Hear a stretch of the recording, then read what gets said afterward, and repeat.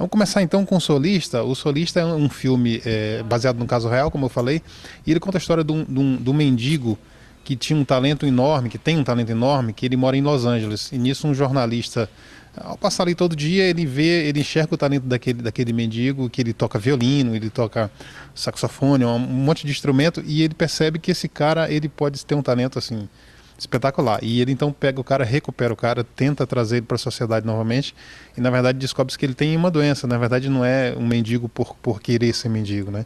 É um filme muito interessante, uma lição de vida bastante interessante para vocês verem. Outro filme baseado em caso real é o Sempre ao Seu Lado.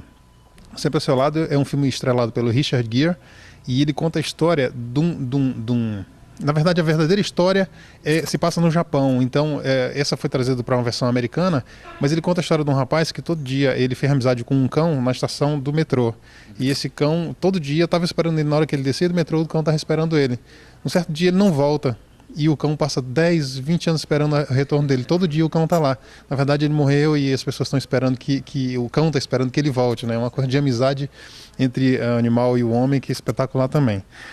E o Percy Jackson e o Ladrão de Raios é um filme mais de aventura, né? Ele mostra sobre mitologia grega, mas trazida para os dias de hoje. Então,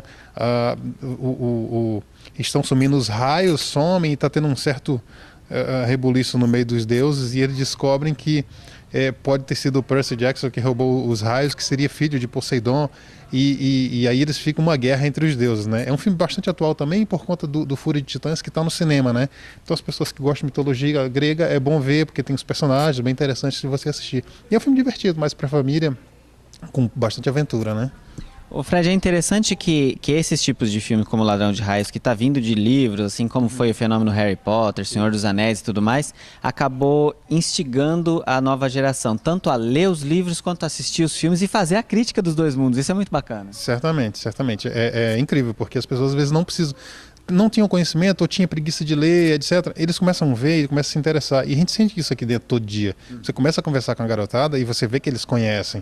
E não através, nem tanto de livro às vezes, mas ele assiste o filme e cria um certo interesse, né? Que é o caso de Cavaleiro do Zodíaco, que ele fala sobre mitologia também, o Fúria de Titãs, né? O Avatar, que está um assunto super atual sobre ecologia, floresta e tal.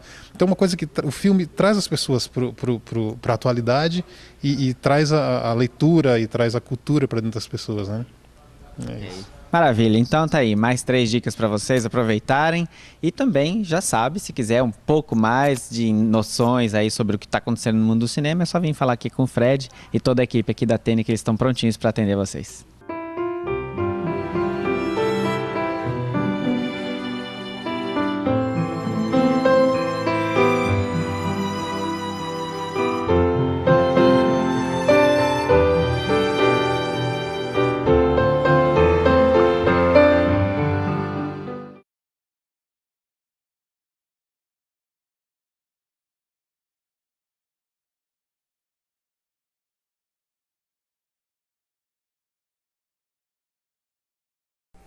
Ok, pessoal, mais um bloco então do Sociedade em Foco, e vamos colocar em foco agora a educação.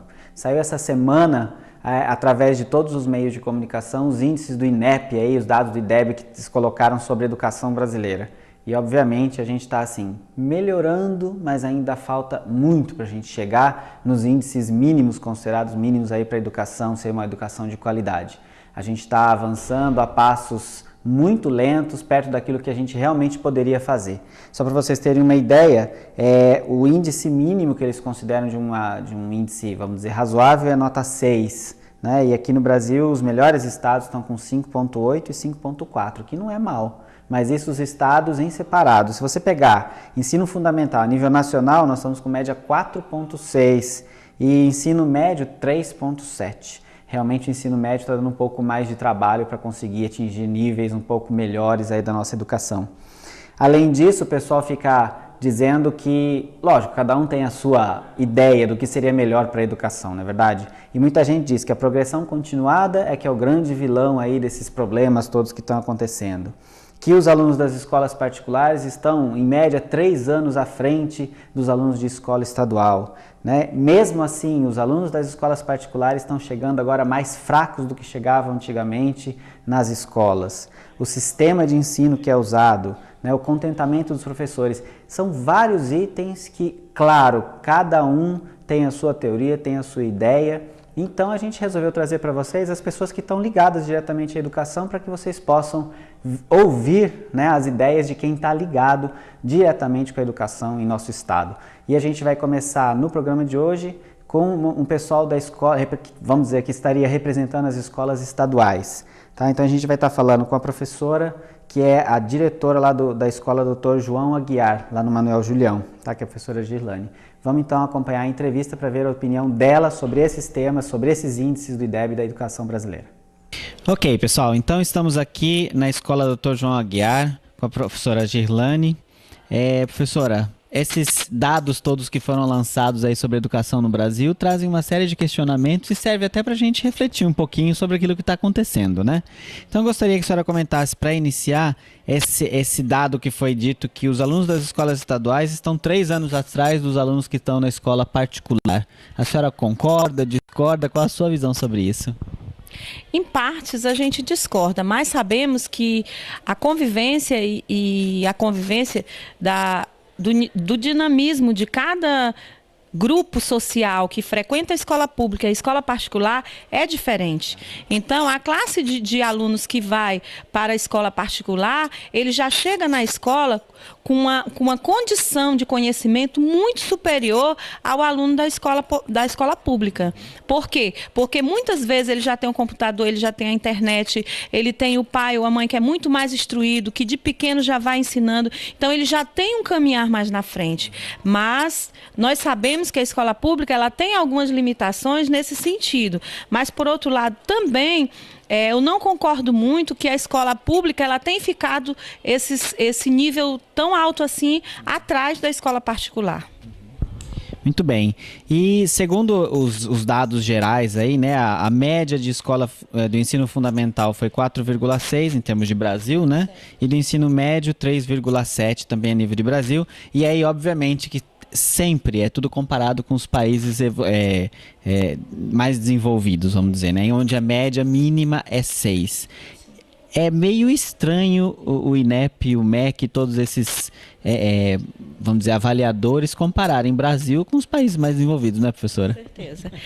Se a gente observar também, a educação no Brasil, nos últimos anos, ela foi muito investida. É um investimento muito grande que se faz na educação.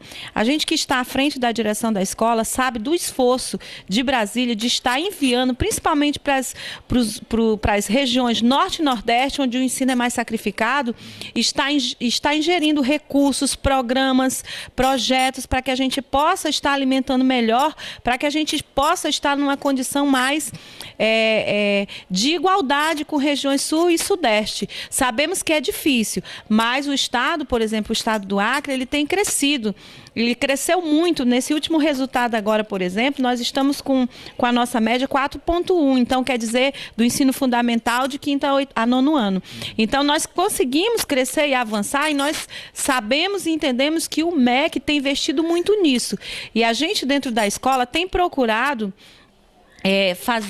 gerenciar bem, né, tanto os insumos, os recursos, as capacitações, tudo que vem para tentar elevar ainda mais essa qualidade do ensino.